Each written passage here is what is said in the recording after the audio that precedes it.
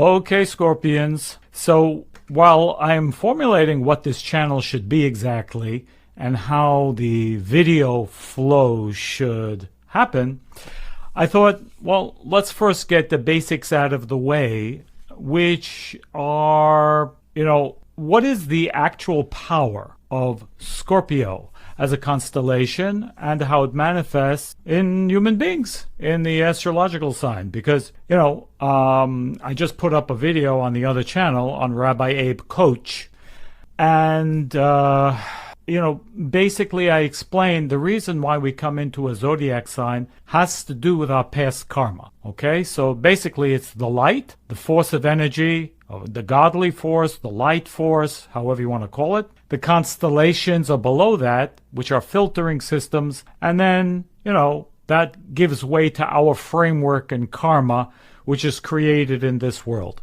So if you came in as a Scorpio, if you came in as a Gemini, if you came in as whatever, it's because you need that as an assistance to do basically one of two things. To help you reveal particular lack that exists within that constellation. In other words, if I have trouble feeling security, I might come in as a Cancerian, as I mentioned in the other video. Why? Because Cancerians lack security. So that constellation filters out the fulfillment of security. And that's how the constellations operate. They're actually filtering systems which cause us to feel certain lacks in certain areas of our spiritual DNA.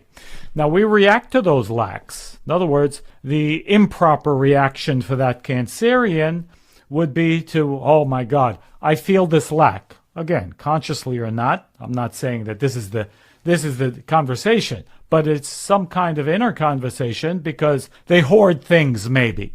Or they're, tight with money maybe. And I hope, Cancerians don't get upset with me. But this is Scorpio channel, right? So, and so then what's the karmic correction? Well, the karmic correction is to learn how to overcome that, learn how to open up, learn how to let go, etc. So every constellation is basically a filtration system to facilitate your karmic work. And that's how it works. That's why astrology is only the guide, to your karmic work. And that's what it is. You're given this constellation to work with it, or you gave yourself. However you want to look at the reincarnation process, which is it's another discussion. So we know the effect of Scorpio is a lot of energy. In fact, it is the most extreme. And I have to say extreme. And extreme means both ways, hot and cold, fire and ice, as I've said in the past, because it must be that way. Because the cosmic rule is, nothing is ever one way in this world. In other words, for every entrance, there's an exit. For every up, there's a down, potentially. For every in, there's an out. For every plus, there's a minus. This universe was created in balance. And balance means that plus and minus, whatever they represent, that doesn't necessarily mean good and bad, but it can manifest as good and bad. Even a plus can be bad and a minus could be good, which, for another discussion. So this, extreme of this way or that way, of right and left, as it's more better known, is necessary. And that means everything has that. If you have extreme energy, which is definitely Scorpio, extreme passion, extreme intensity, whatever word you like or that you relate to, because different people relate to different nuances in the makeup of things, then you have to also know that you have an equal and opposite counterpart. You have a good guy and you have a bad guy within, okay? And our weakness, whatever we recognize to be our weakness, is also in the same place is our strength. And the opposite is also true. Where we have our strength, we have our weakness. I'll give you an example of myself, okay? I'm not a Scorpio. I'm sorry. I know. I'm sorry. Forgive me. But many years ago, as a child, I was afraid to talk. Believe it or not, I couldn't speak to more than two people at the same time. That was me, because I was painfully shy. Even like a handicap. I truly could not speak. I was shy. I was ashamed. I couldn't open my. I didn't even know how to speak. Okay, and lo and behold, right, I don't have an issue speaking these days. Why? Because at some level, whatever it is, however it evolved over the years, that does my karmic work. I had to come with this impediment, I would even say, and transform it. But it didn't come without work. It didn't come without jumping. It didn't come without, painful process. First time I actually made it to the idea that I'm going to teach, right? I had 40 people in a room, which I had no clue what to do with. I almost ran away.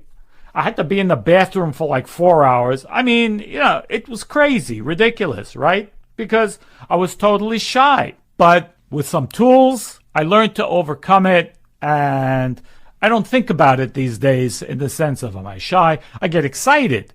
So that energy was transformed, and it also has to do with the purpose, because purpose is important. Why are you speaking? Why are you doing? Is it only for yourself, or is it for others' benefit as well, right? I mean, I used to coach a singer, reasonably famous singer, and she confided in me and said, she has to throw up before every performance because she also suffered from some kind of shyness or stage fright or whatever it was. And, I asked her one simple question. Well, why are you singing? Are you singing for yourself, or do you want to give pleasure to the people who've come to listen to you? What's on your mind? Are you worried what they'll think about you? If you'll perform well or not? You know what? She never thought about it before. In other words, the reason behind it. She, of course, wants to do a good performance. But behind the scenes, on her inner, consciousness, was me. I care what they think about me. I want to perform well, because it was more connected with the ego. And there's a lot of ramifications to that, because you can be wowed by a performance and never talk about it, or you can share it with a million other people because for whatever reason, you got a different type of energy that carried forth. And by the way, when she had the proper consciousness about why she was singing, number one, she didn't have to throw up before her performances, and number two, her performances began to increase because, she left herself in her thought process and began to think of what she could do to help people with her performance, how she would begin to give people good feelings so they would feel better in their life, elevate them, raise them up. Yes, with singing. That's possible, of course. Such a powerful tool, song. So, anyway, what did I want to say with that? The point was, in our weakness is our strength. It's concealed within our strength. You want to know where your strengths are? Look where your weaknesses are. Tremendous clue. Tremendous clue. So that's one idea. But the opposite is also true, because where you're strong, be careful. Be careful from ego. Be careful from overdoing it. If your strength is your energy and your passion, oh yes, also you can finish people with that. And you know that. If you're a Scorpio, you know that you're aware, if you're aware, even a little bit as a Scorpio, you're aware that you can kind of finish people off. And that's something, when I realized the strength in my mouth, to speak, I began it went to the other direction. I did begin to finish people off with my mouth. Unintentionally, I would say things sarcastically. I would, pass comments or whatever that I thought were funny, and they were not funny at all. They were actually hurting people. And it took me time to realize this. And I said, oh my God, before I couldn't speak. Now I know how to speak, and I became like overconfident. And I needed to find the middle. That's what this is about. It's about finding the middle in your energy process. Now, just to put it, give you a little bit more of a deeper understanding, where does this energy come from for Scorpio specifically? It's probably another discussion, but again, I'll refer to the Book of Formation, one of the first known writings of Kabbalah, and also of astrology, even though it is said that other astrologies are older than 5,000 years, but there's nothing written older than 5,000 years. So the Book of Formation by Abraham the Patriarch is the first written document which explains about all the planets and the constellations, the zodiac, but moreover, how we gain control over our sign. Because we don't want to be a slave to our zodiac sign. We want to know how to control our constellation. That goes for all the constellations. Of course, we're here talking about Scorpio. And the intensity of Scorpio comes from two things. The fact that it's a scorpion in the constellation, which I'll come to in a second. And the other thing is planet Mars, which also rules Aries, as we know. And yeah, I won't get into it now, but that's also happens to be why Aries and Scorpio don't always get along, let's say, okay? Because both of them are ruled by Mars, and Mars is a war planet. We know that. The red planet, Mars, it's a war planet. And it represents potential of conflict, blood, in different ways. For Scorpio, it means going to the end. Going for the jugular in whatever sense. That can be good, that can be bad. In other words, going all the way if it's something you truly desire. And as I said before in the other video, men are different than women. I'll get to that in just a second. But, and Aries do it differently. They utilize that energy differently. I'm not going to go into Aries.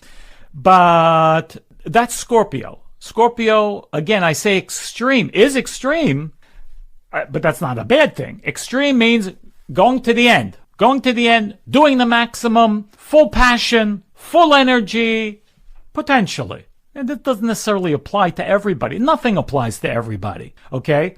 But this is the overall umbrella. If it applies to you, great. If not, okay. Men and women are different. Why? Because that has to do with the difference in our makeup, male and female, because male is internally mercy, externally judgment. So men can be tough outside, whatever, and inside, but they're soft. Men are soft inside. Their ego is very fragile. They're, again, the weaker sex internally. A woman, on the other hand, she's soft outside, nice and soft, beautiful, whatever. Female. Internally, women are judgment. They're tough inside. They're strong inside. And they need to be. Because women are builders. Women are creators. Men are channelers of energy and ideas. But women are manifestors. That's why women give birth, okay? They must have that strength. It says in the Talmud that if a man had to give birth, he will die. He will die. A man is not able to give birth. I'm sorry if I upset anybody. Because the pain of childbirth will kill a man. Because he's not internally, doesn't have that power or strength. But a woman does. Now this is all women, not specifically to Scorpio women. But in Scorpio, it's intensified, okay? For a Scorpio woman, she is intensified 10 times. So she has this power. Now, of course, with power comes that, of course, the responsibility, how to use that power, and so on. We said Scorpio is called AKRAV. Hebrew, AKRAV. That's the scorpion, the creature of a scorpion. It's, in Hebrew, ayin and bet on the outside. Ayin and bet on the outside, and kuf and resh on the inside. Kuf and resh on the inside. So that's like A and B on the outside, and K and R on the inside. Well, it doesn't really work out in English, but in Hebrew, it represents two absolutely opposite forces that the Scorpio has.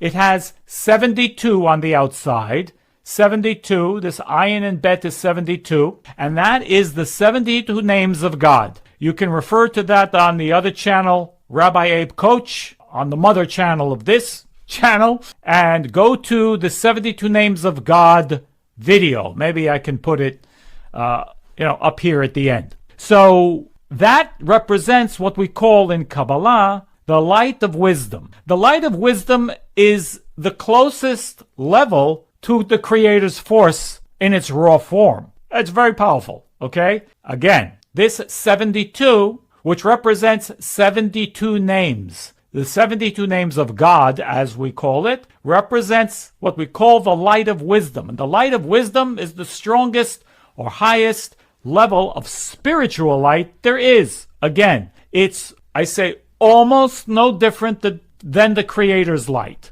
Okay, again, in this world, it's manifest. I'm not saying that it's the Creator's light and Scorpio the creator, but it has some aspect of that force. However, on the inside, there's another force that's an opposite force. Cold.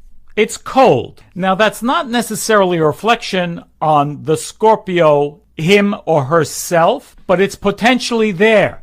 There's a cold part. There's a part that doesn't feel this passion. There's a part that you can go into a stage where, oh my God, I feel nothing. I'm self-destructive. You know, that's what they say. I don't know. I never tried it. Maybe you can tell me that if you build a fire around a scorpion, they commit suicide. They sting themselves and commit suicide. And I know many Scorpios in my life, and when things aren't going well or they go into the crisis mode, they do tend to get, not everyone by the way, but they tend to become self-destructive. Not good, not helpful. It's definitely not constructive and doesn't help anybody. So, of course, what the Scorpio must do on those occasions is reconnect. Not always easy. Reconnect with the 72. Reconnect with the energy. Reconnect with the passion. Plug in. Use a spiritual tool. Forget yourself, as hard as it is. Forget yourself right now. Go share with somebody. Go out for a run.